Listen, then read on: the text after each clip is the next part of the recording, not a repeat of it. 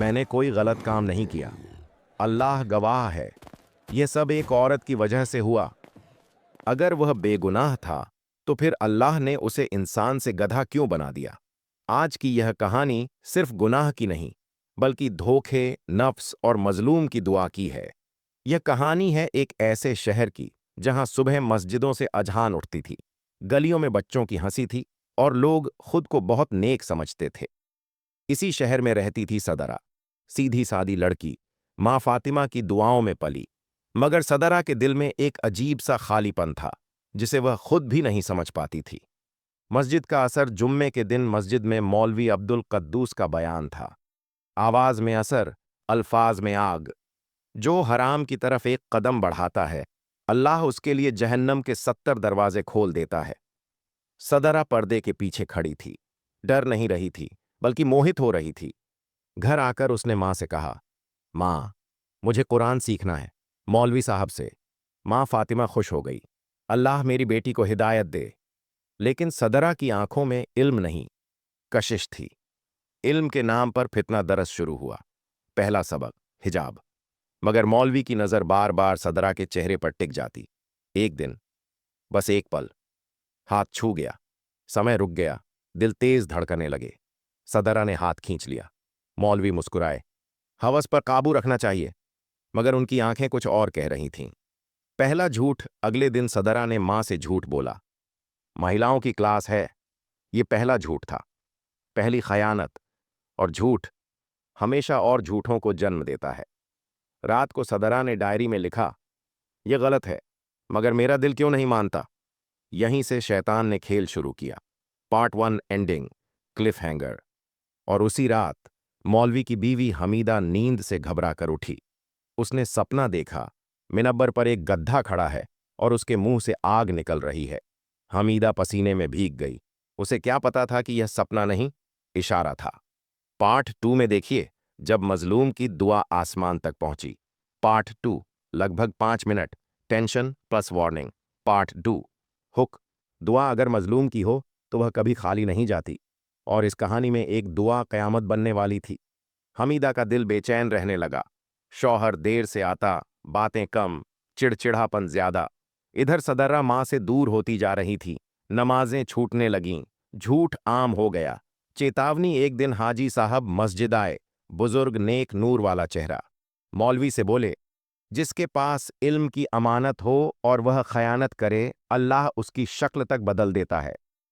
मौलवी मुस्कुरा दिए, मैं तो अल्लाह का बंदा हूं। लेकिन दिल अंदर से कांप गया।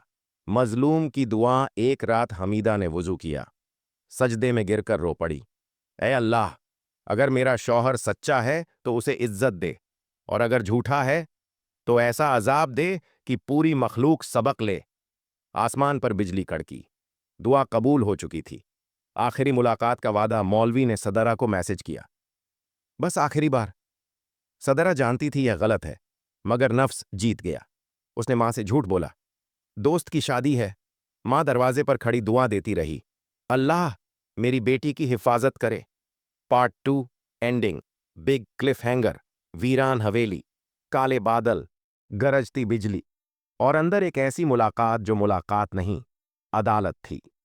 हवा तेज थी, पेड़ झुक रहे थे जैसे किसी अनदेखी ताकत से डर गए हों। सदरा के कदम भारी थे। दिल कह रहा था, लौट चलो, यह गलत है। मगर मोबाइल पर एक मैसेज चमका, मैं इंतजार कर रहा हूं, तुम्हारे बिना मर जाऊंगा। और सदरा नफ्स की आवाज सुनकर अंदर चली गई। हवेली के अंदर एक मिट्टी का दिया जल रहा था। चारों तरफ सन्नाटा था, अजीब सी बदबू, अजीब सी घुटन। मौलवी अब्दुल कद्दूस अंधेरे में खड़ा था। उसके चेहरे पर वो नकाब था जो सिर्फ झूठे नेक लोगों के पास होता है। उसने कहा, आ गई तुम, आज आखिरी बार। सदरा रो पड़ी, नहीं, यह गुनाह है, अल्लाह नाराज होगा। मौलवी हंस दिया, अल्लाह गफूर है, पहले मुझसे मोहब्बत करो, फिर तौबा कर लेंगे। यही था सबसे बड़ा धोखा। अचानक आसमान गरजा, बिजली कड़की, पूरी हवेली कांप गई, खिड़कियां जोर से बजने लगीं, हवा अंदर घुस आई। सदरा चिल्लाई, यह अल्लाह का गजब है। मौलवी बोला, नहीं, यह सिर्फ मौसम है। और उसी पल उसने सदरा को खींच लिया। सदरा रोई, छटपटाई, मगर ताकत कम थी और इरादा कमजोर। फिर एक जबरदस्त चमक हुई, ऐसी सफेद रोशनी जैसे पूरी कायनात इस गुनाह की गवाह बन गई हो।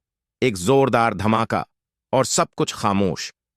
जब सदरा की आंख खुली तो जमीन ठंडी थी, सिर चकरा रहा था। उसने पलट कर देखा और उसकी चीख निकल गई।